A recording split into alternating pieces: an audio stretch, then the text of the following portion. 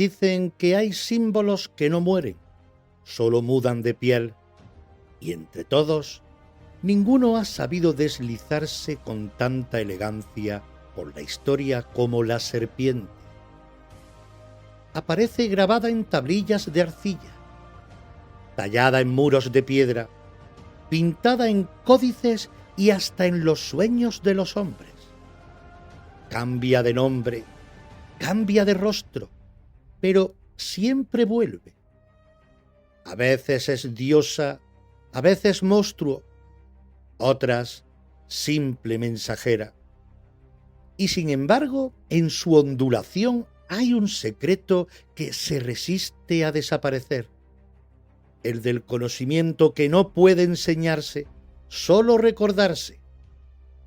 Quizá por eso su figura fue tan temida y tan venerada a la vez.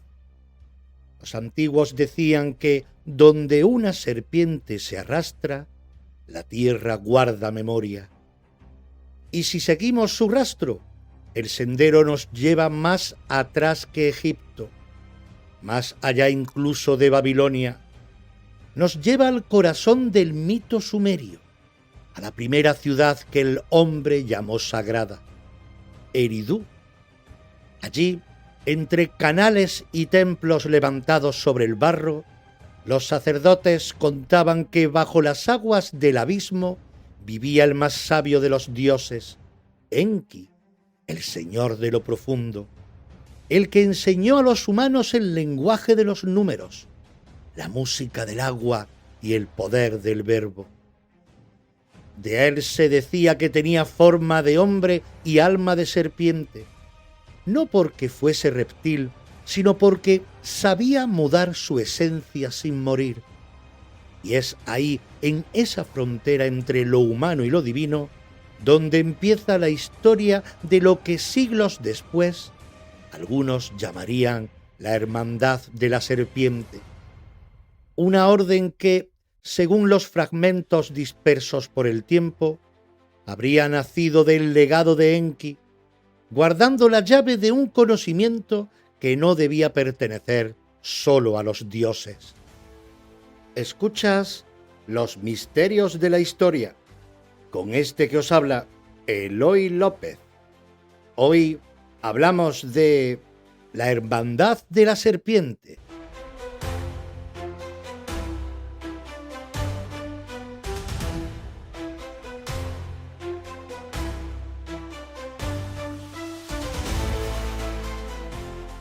Sumeria, Enki y el origen acuático del saber. En las tablillas más antiguas halladas en el sur de Mesopotamia, cuando la historia apenas empezaba a escribirse, ya se hablaba de Eridu, la primera ciudad de los hombres. No era una urbe cualquiera, era el lugar donde los dioses habían descendido para compartir el arte de construir, sembrar y medir el tiempo. Allí moraba Enki, el señor de las aguas subterráneas, el que habitaba en el Apsu, el océano invisible que fluye bajo la tierra. Su símbolo era una serpiente bicéfala y su mirada, según los textos, contenía la sabiduría de las profundidades. Enki no era un dios de truenos ni de guerras, era un sabio, y en torno a su templo se reunían los que deseaban aprender los secretos del universo. Los sacerdotes sumerios lo llamaban el que conoce el destino de los cielos y de la tierra. Y no solo eso, afirmaban que Enki había modelado a los primeros hombres con el barro y el espíritu, dándoles la chispa del entendimiento, un acto que los otros dioses no aprobaron. Las tablillas cuentan que Enlil, su hermano, vio en ello una traición, pues el conocimiento, decía, debía permanecer en manos divinas, pero Enki no obedeció. Les dio a los humanos lo que llamaban el Me, el código secreto de las artes y de las ciencias, el orden que hace funcionar al mundo. Así, en medio de aquella antigua Mesopotamia donde la humanidad apenas levantaba templos de adobe, nació la primera rebelión, la del conocimiento compartido. Algunos arqueólogos sostienen que esas tablillas no hablan de una hermandad, sino de una cosmovisión. La idea de que el saber debía transmitirse, no ocultarse. Pero otros intérpretes, especialmente dentro de la tradición esotérica mesopotámica, aseguran que tras la muerte de Enki, sus discípulos formaron una orden silenciosa, una cofradía que juró preservar su enseñanza frente a los poderes que intentaban borrarla. No eran guerreros ni sacerdotes del fuego, eran guardianes del agua, del flujo del saber. Creían que el conocimiento era como un río. Si se estanca, se pudre. Si se comparte, fertiliza. Y ahí, bajo el sol abrasador de Sumer, comenzó a circular el rumor de una hermandad de la serpiente, dedicada a mantener viva la memoria de aquel dios que había osado entregar a los hombres su conciencia. No dejaron templos, sino símbolos, espirales, serpientes gemelas y grabados de dragones alados. Para los sumerios, la serpiente no representaba el mal, sino la renovación.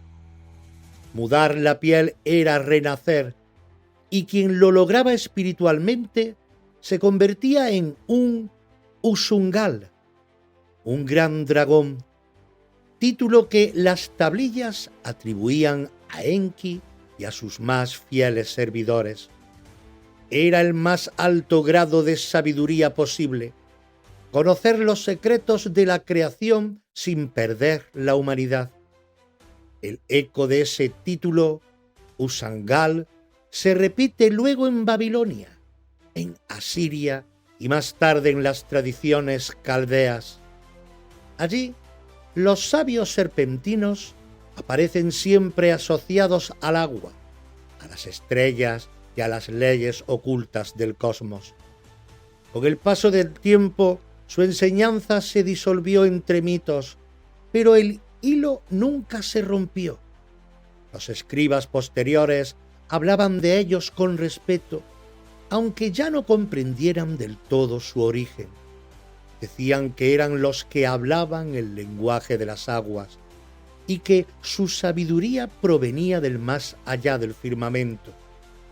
Algunos textos tardíos insinúan que su legado se transmitió a Egipto, en tiempos en que las caravanas cruzaban el desierto con tablillas y símbolos grabados en piedra.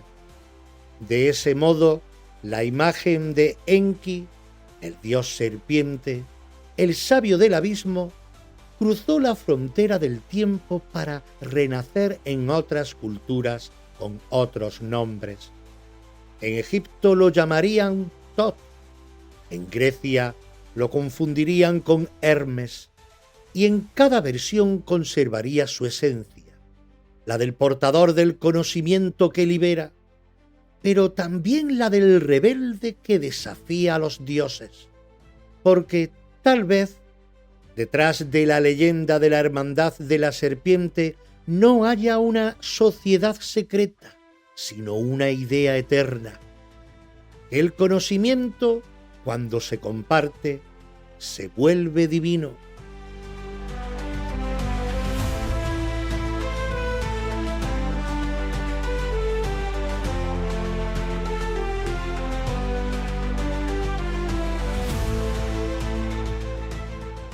Del Edén al exilio, la inversión del mito. Con el tiempo, la sabiduría de Enki se diluyó entre lenguas, reinos y religiones. Lo que había sido memoria viva se convirtió en relato, y el relato en dogma. En algún punto del viaje, la serpiente que representaba la inteligencia divina fue traicionada por la propia historia. En los textos que más tarde formarían la base del Génesis, aquel ser que en Sumer guiaba a los hombres hacia el conocimiento reaparece en el jardín del Edén, pero ya no como maestro, sino como tentador. Su don se convierte en delito, su sabiduría en pecado. Lo que en Eridú era iluminación, en el Edén se transforma en condena. Es como si la humanidad hubiera decidido olvidar que el despertar duele y por miedo a la conciencia prefiriera llamar traición al acto de aprender. La serpiente del Génesis no ofrece oro ni poder, sino algo mucho más peligroso, el fruto del conocimiento del bien y del mal. Es la promesa de ver las cosas tal como son, sin intermediarios. Pero los nuevos dioses no lo toleran. Castigan a los hombres por mirar de frente. Los expulsan del paraíso por atreverse a entender. Y así se invirtió el símbolo. La serpiente pasó de guía a villana, y el conocimiento se vuelve tabú. Algunos textos gnósticos posteriores rescataron una lectura diferente. Los ofitas, una secta helenística cuyo nombre viene del griego ophis, serpiente, sostenían que el Dios del Antiguo Testamento no era el verdadero creador, sino un demiurgo menor que había aprisionado las almas en la materia. Según ellos, la serpiente era la mensajera del Dios oculto, el que habita más allá de toda forma, y el fruto prohibido no era una trampa, sino una llave. Adán y Eva, al comerlo, despertaron del sueño impuesto por ese Dios celoso. Por eso la serpiente fue maldecida, porque había liberado al hombre.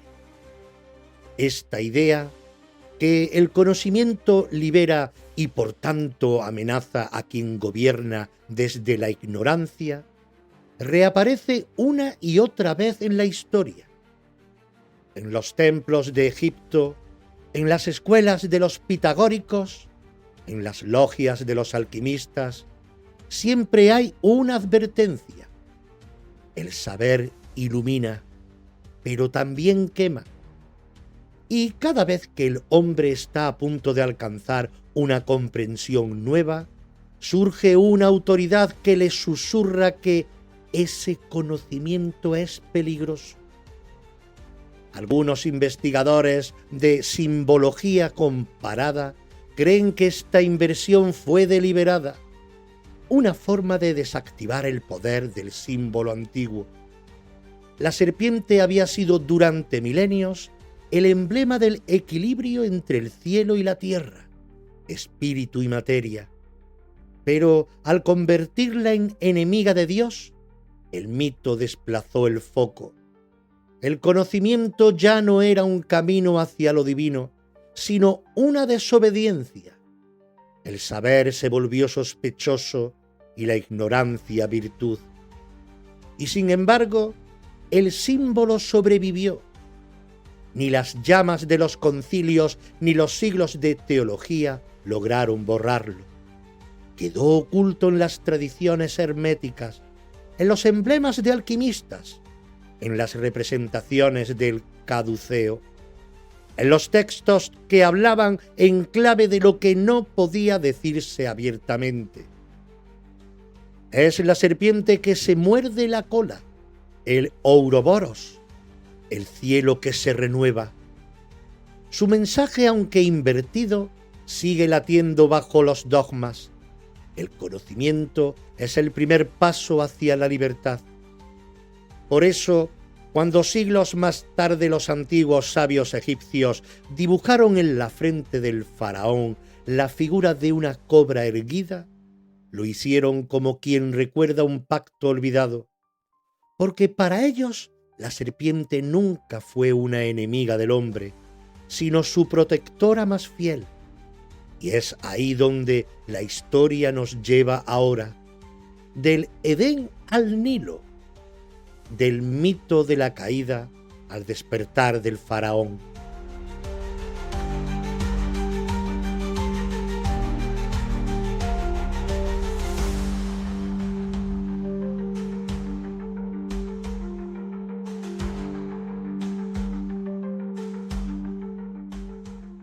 Egipto profundo, Ureos y Apophis. En Egipto, la serpiente alcanzó su doble rostro.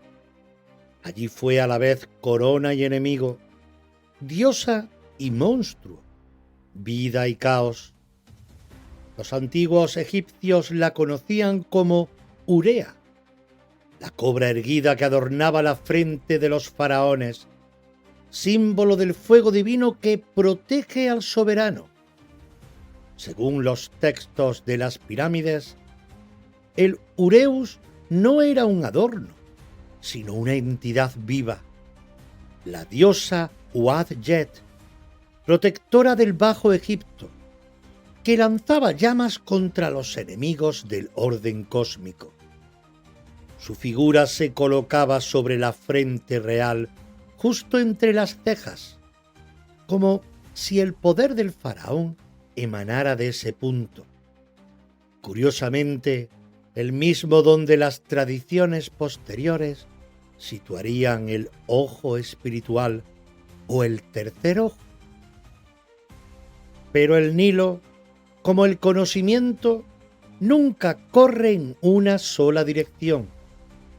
En el reverso del símbolo habita Apophis, la gran serpiente del caos, enemiga del dios solar Ra.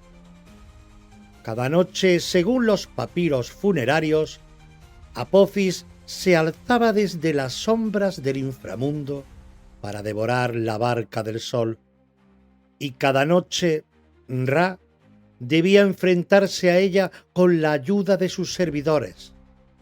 La batalla era eterna. Ninguna de las dos podía vencer del todo. Si Apophis triunfaba, el mundo se hundía en la oscuridad. Si Ra lo hacía, el amanecer regresaba.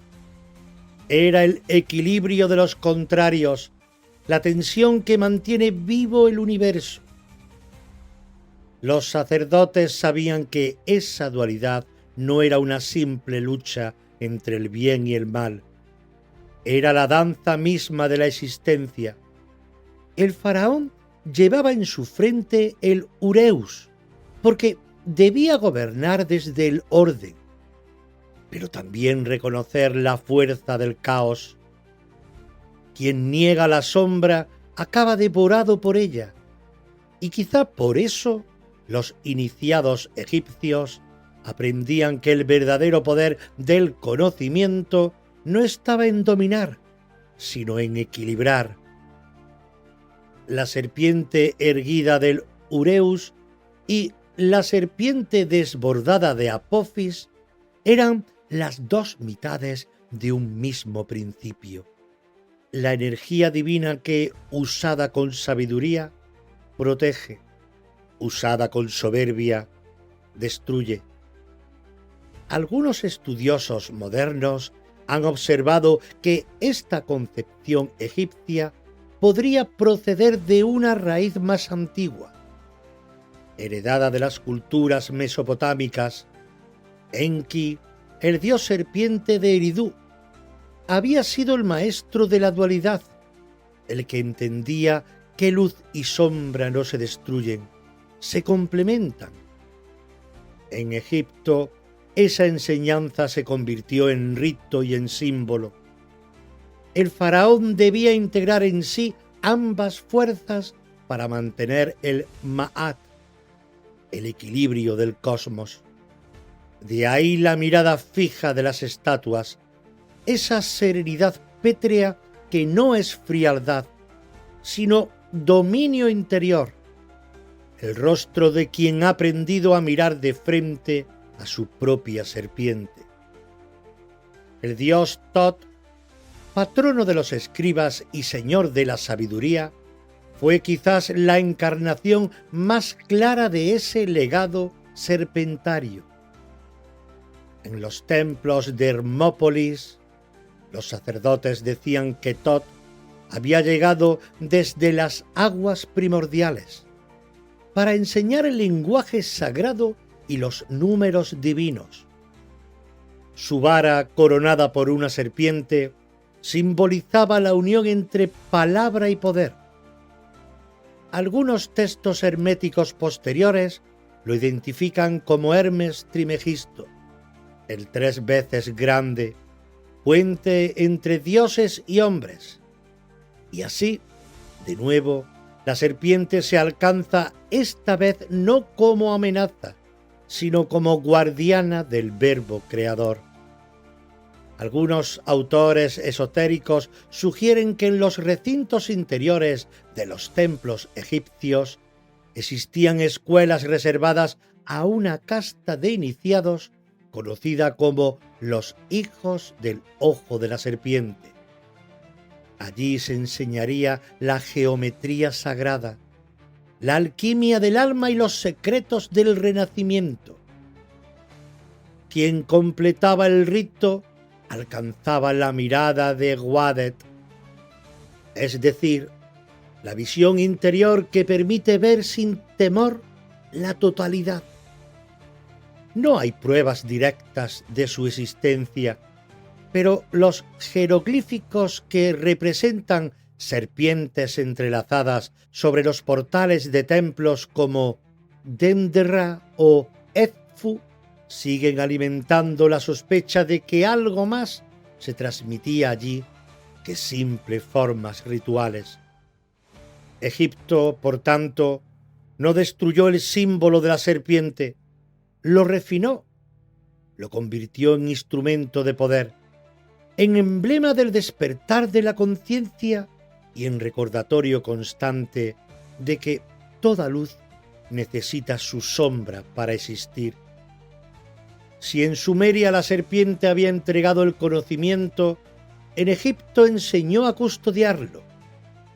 Allí aprendió a mirar desde el silencio, a custodiar la palabra sin pronunciarla, y desde esa orilla del Nilo, su imagen seguiría viajando, muda pero viva, hacia otros horizontes, los del pensamiento griego, los misterios gnósticos y las corrientes herméticas que siglos después volverían a invocarla.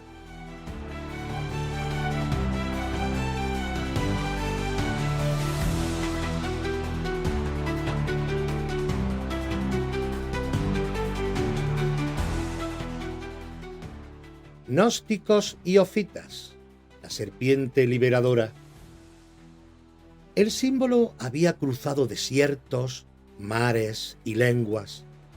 Cuando la luz de Egipto empezó a apagarse, su legado viajó al Mediterráneo, donde una nueva forma de pensamiento empezaba a gestarse: la filosofía mística del mundo helenístico. Fue entonces cuando el viejo emblema del saber volvió a aparecer, pero ya no en templos de piedra, sino en círculos de iniciados.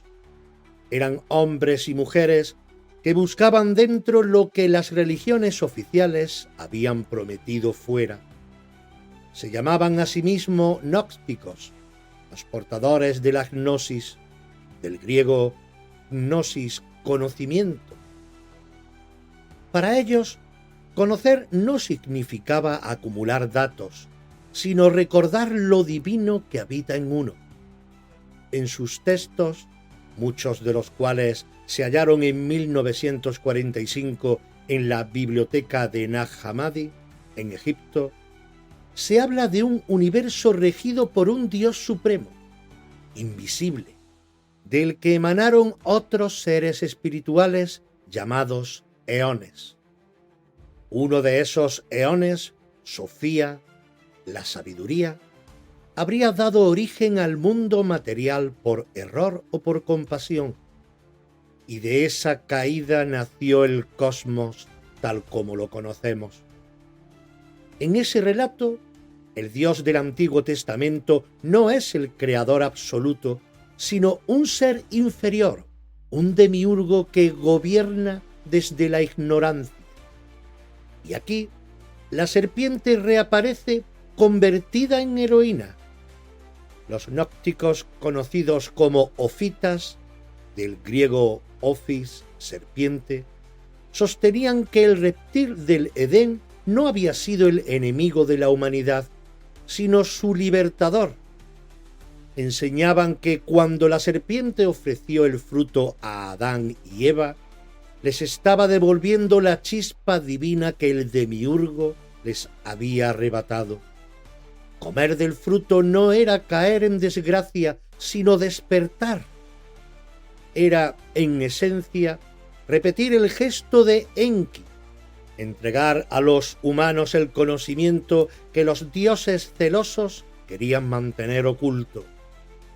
Esta reinterpretación del mito fue una revolución silenciosa, donde la religión oficial veía pecado, los ofitas veían revelación. Donde el poder veía desobediencia, ellos veían la semilla de la libertad. Por eso fueron perseguidos con tanto fervor, no por peligrosos, sino por recordar que el conocimiento no necesitaba intermediarios. Decían que cada ser humano lleva dentro una chispa del espíritu verdadero y que la tarea del iniciado es reconocerla y liberarla de la cárcel de la materia. Para ellos la serpiente era la guía de ese proceso, el símbolo de la energía que asciende desde lo más profundo del cuerpo hasta el alma consciente. Padres de la Iglesia como Ireneo o Hipólito escribieron largas refutaciones contra los ofitas, acusándolos de blasfemia y herejía, pero esas mismas críticas son la prueba de su existencia y de su influencia. Algunos de sus ritos incluían la contemplación del símbolo serpentario en espiral, a veces dibujado, otras representado con movimientos corporales. Creían que el universo entero era un círculo que se muerde la cola, el Uroboros, y que dentro de ese ciclo cada alma debía encontrar su punto de salida, el instante en que despierta y recuerda quién es. No es difícil pensar que las ideas ofitas tomaran elementos de Egipto y de Mesopotamia, reinterpretándolos a su modo. La serpiente de Enki, que otorgaba conocimiento, la de Thoth, que protegía el verbo, la de Hermes, que equilibraba fuerzas, todas confluyen en la figura gnóstica de la sabiduría interior. En los textos de Nag Hammadi se lee: «Cuando te conozcas a ti mismo, serás conocido y sabrás que eres hijo del Padre viviente».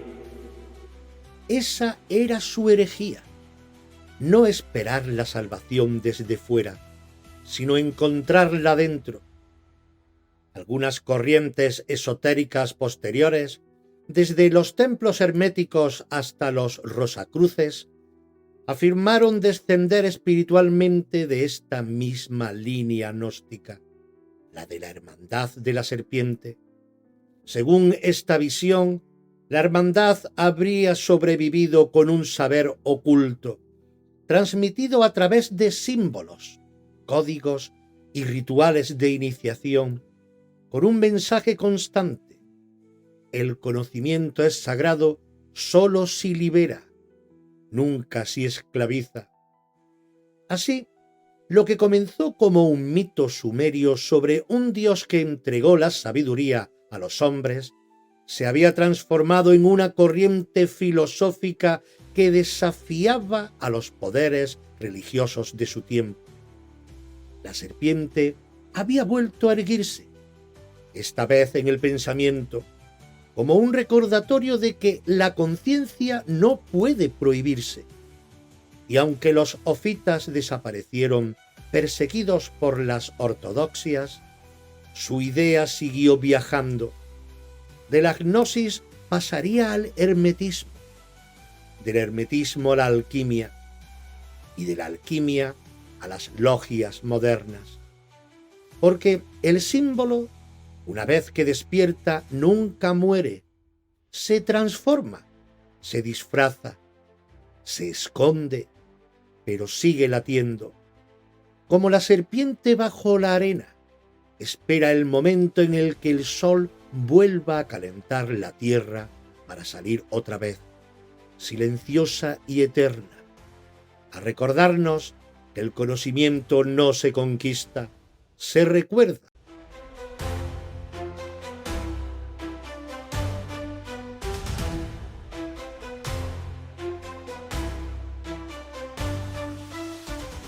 El eje hermético, Hermes y el caduceo. El conocimiento que los gnósticos defendían en secreto no desapareció del todo. Cuando el eco de sus enseñanzas se mezcló con la filosofía griega y el misticismo egipcio, nació algo nuevo, el hermetismo, un camino que buscaba la unión entre ciencia y espíritu, entre mente y cosmos. Su figura central fue Hermes Trismegisto, el 3 veces grande, un hombre que unía al dios griego Hermes con el egipcio Tot. Se decía que había enseñado a los hombres el lenguaje divino, la alquimia, la astrología y el arte de ascender a través de los mundos sin perder el alma. Y de nuevo, como un eco que nunca se apaga, la serpiente reapareció en su símbolo, el caduceo. El caduceo era una vara recta, coronada por 2 serpientes entrelazadas que ascendían en espiral hasta tocarse sus cabezas bajo unas alas extendidas. Muchos lo reconocen hoy como el emblema de la medicina, pero su origen es más profundo y más antiguo. Representa la unión de los contrarios, masculino y femenino, luz y sombra, vida y muerte, espíritu y materia. Las 2 serpientes giran en torno a un mismo eje, el eje del mundo y del cuerpo, la columna que sostiene al ser. No luchan entre sí, danzan, y ese movimiento ascendente, esa espiral de energía que sube hacia lo alto, es la metáfora perfecta del proceso iniciático. En los textos del Corpus Hermeticum, escritos entre los siglos II y III de nuestra era, Hermes enseña que todo lo que existe es reflejo de una misma mente universal. Lo que está arriba es como lo que está abajo, y lo que está abajo es como lo que está arriba. Esto reza la tabla esmeralda, una de las frases más citadas de la tradición hermética. En ella se resume la idea de correspondencia. El universo es un espejo infinito donde cada parte contiene a las demás. Y en ese espejo, la serpiente no representa el mal ni el bien, sino la conciencia que une. Es la línea ondulante que conecta los extremos y hace posible el equilibrio.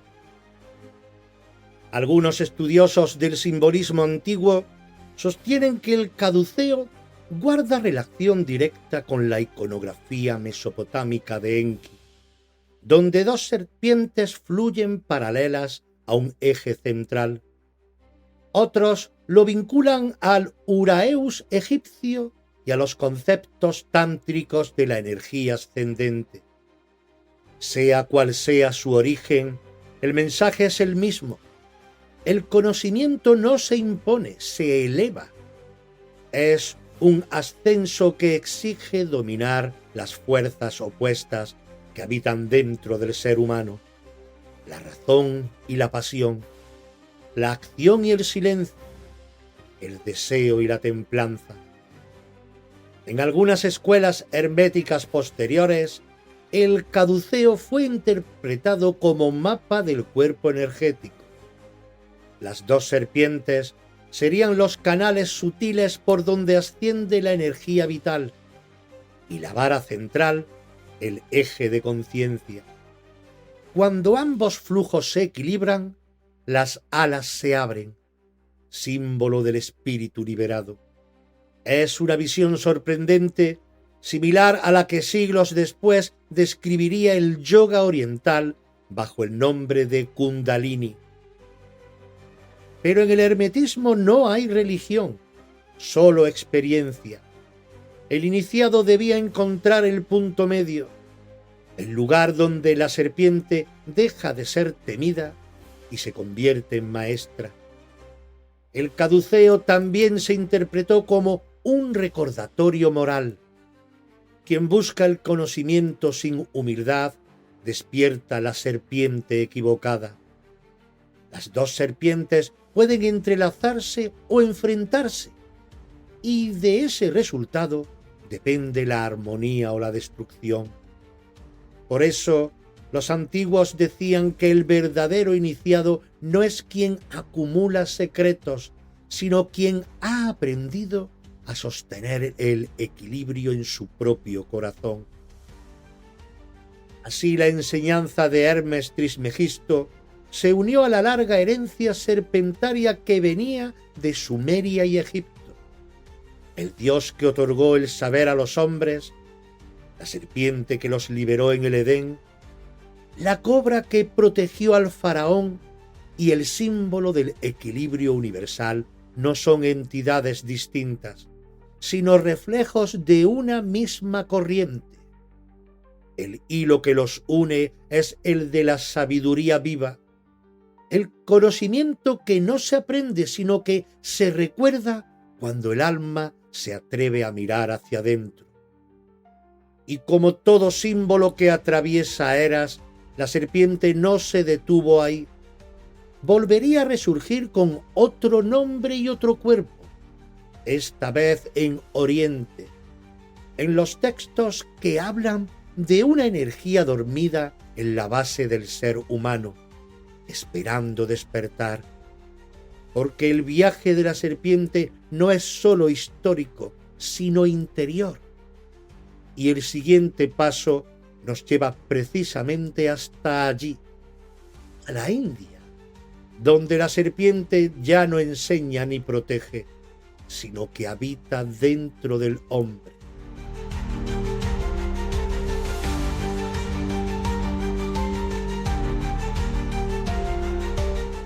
Oriente, Kundalini, la serpiente interior.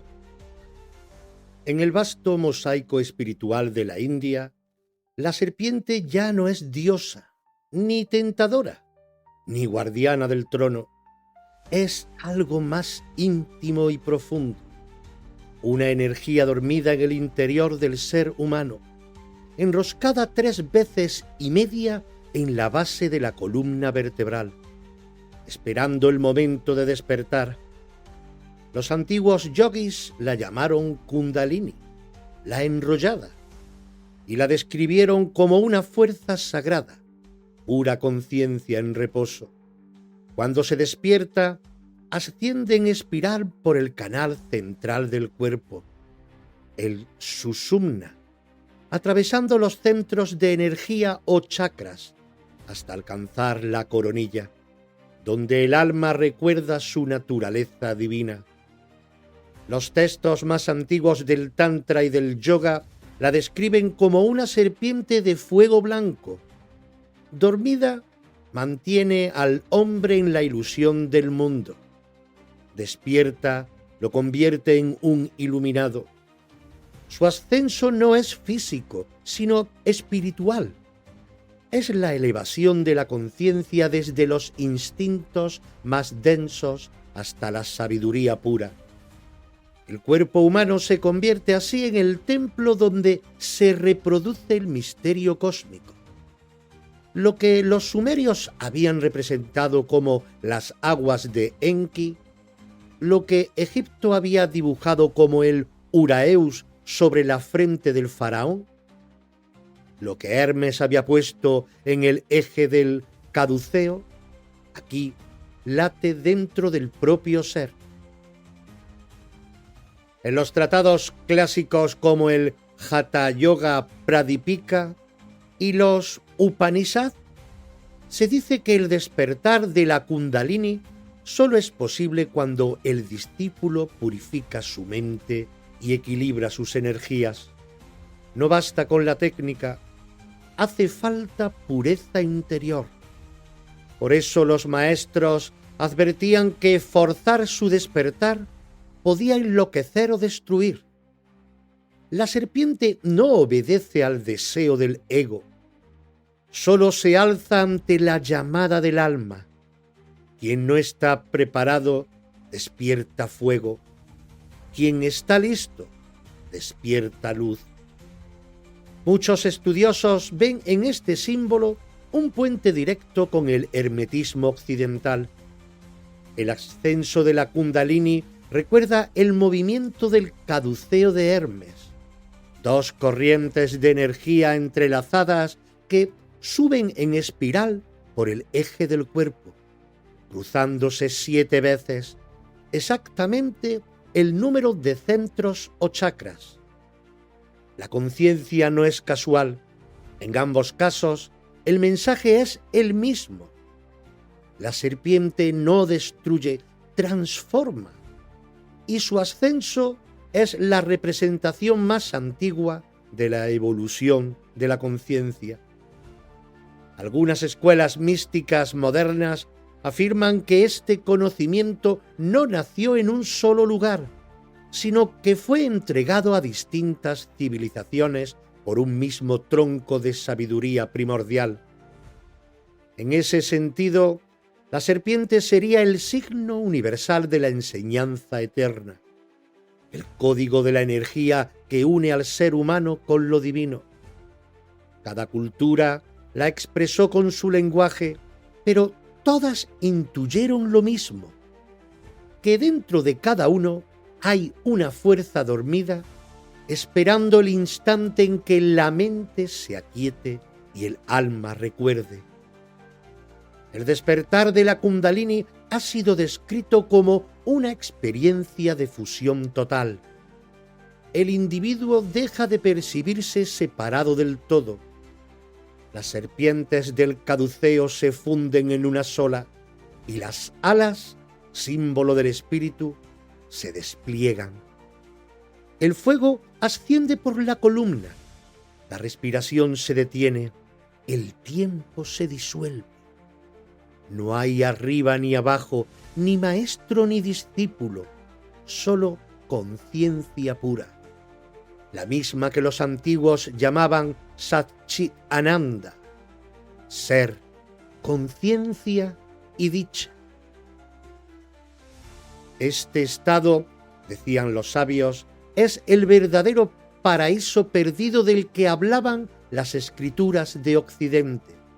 No un lugar físico, sino un nivel de conciencia que el hombre olvidó cuando cayó en la densidad del mundo material. Así, el mito del Edén y la expulsión puede verse como una alegoría del cierre de esa energía serpentina, el momento en que la humanidad dejó de sentir la divinidad en su interior. Despertar la Kundalini sería, entonces, regresar simbólicamente al jardín original, no para desobedecer a Dios, sino para reencontrarse con Él dentro de uno mismo. Cuando Oriente y Occidente se miran desde esta perspectiva, la serpiente deja de ser una figura temida o venerada, se convierte en un espejo. En Sumeria enseñó a los hombres, en Egipto los protegió, en Grecia los equilibró y en la India los habitó. Cada cultura añadió una capa de sentido, pero el centro es el mismo. La serpiente representa el movimiento de la conciencia que asciende, muda de piel, se renueva y regresa a la fuente. Y así, cuando el fuego de la Kundalini alcanza la coronilla y la energía se funde con la luz, el círculo se cierra. La serpiente se muerde la cola, el Ouroboros se completa y el alma comprende por fin que no hay arriba ni abajo, ni dioses externos ni castigos eternos. Solo hay conciencia que se experimenta a sí misma. El símbolo vuelve al origen y con él el misterio de la hermandad de la serpiente sigue vivo, más allá del tiempo, más allá de las culturas, latiendo en el interior de cada ser que busca recordar.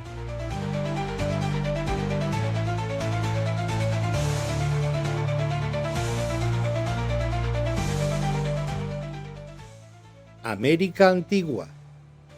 Quetzalcóatl, la serpiente emplumada. Cuando las viejas civilizaciones de Oriente ya habían dejado atrás de sí templos, papiros y tratados de sabiduría, al otro lado del océano nacían otras, distintas en forma pero iguales en su búsqueda. Y en el corazón de Mesoamérica, entre las selvas y montañas de lo que hoy es México, el símbolo volvió a renacer.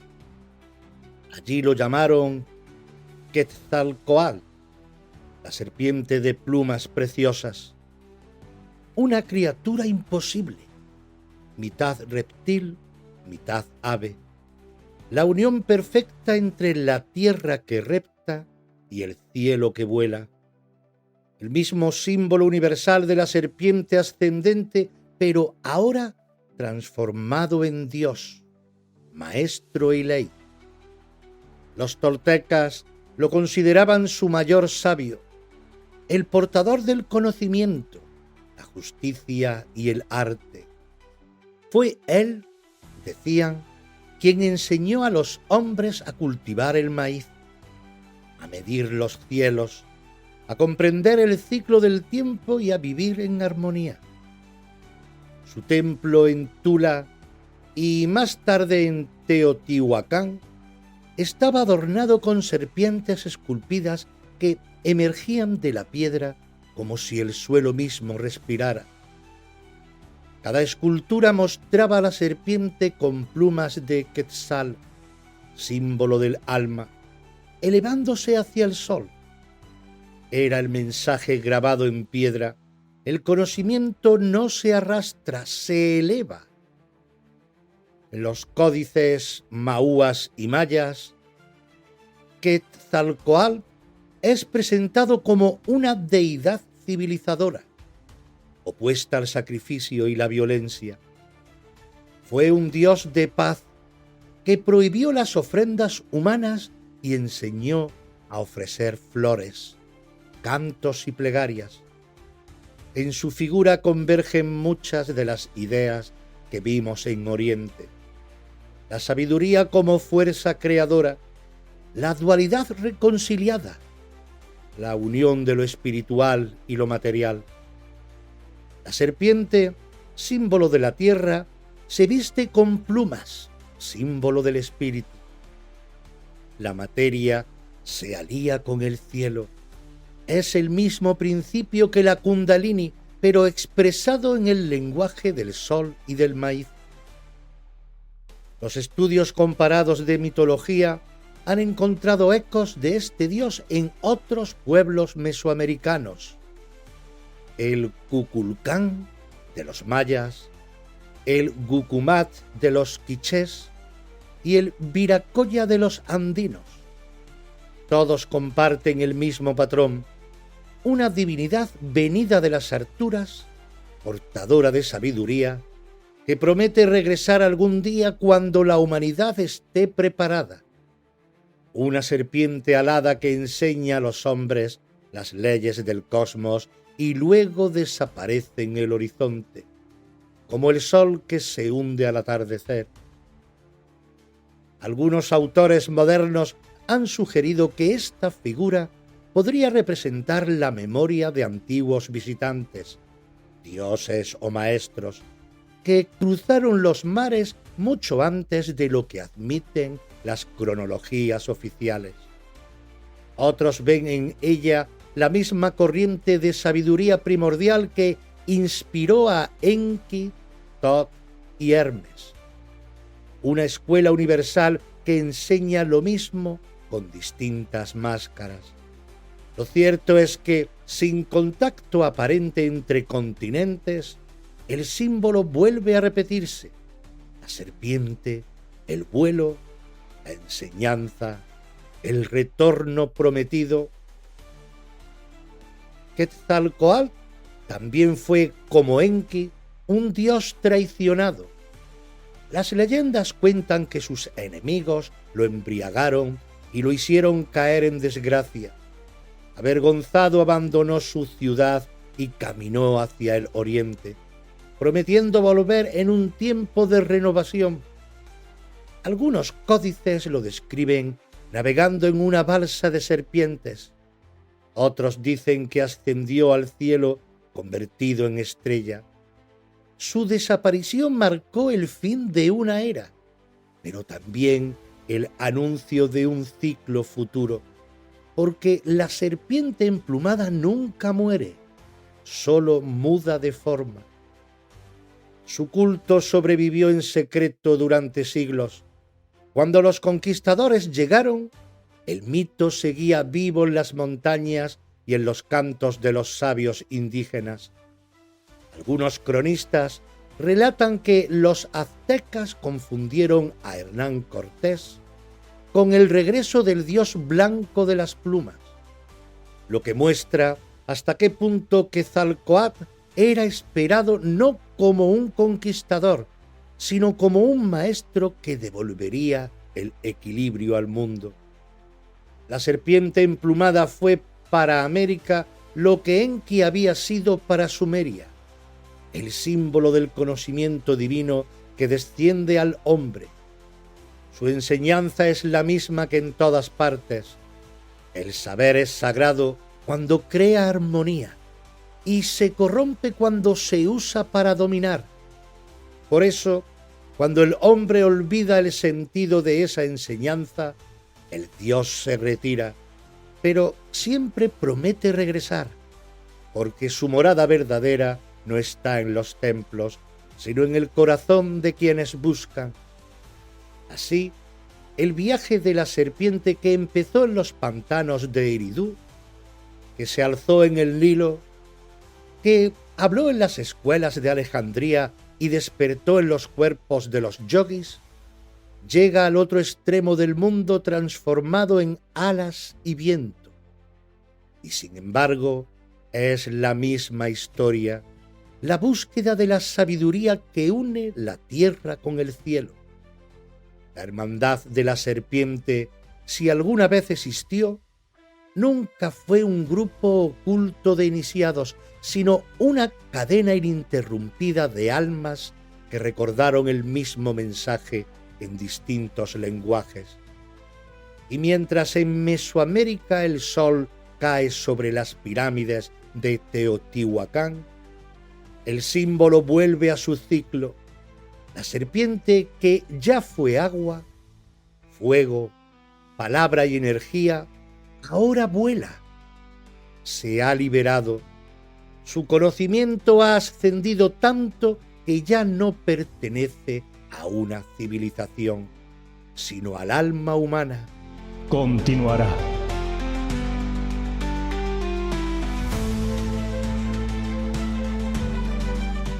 Y hasta aquí llegó este viaje entre los ecos del pasado, entre ruinas y leyendas, entre certezas e incógnitas. Pero a veces, entre las grietas de la historia, se asoma algo más, algo que no se mide con fechas ni se archiva en documentos, algo que no solo sucedió, sino que nos está sucediendo por dentro. Si alguna vez te has preguntado qué hay detrás de los hechos, si has sentido que hay un alma que también camina la historia contigo, te espero en Reflejos del Alma, aquí, en esta misma sintonía y en esta misma plataforma, porque a veces el mayor misterio no está en lo que pasó, sino que está en lo que somos.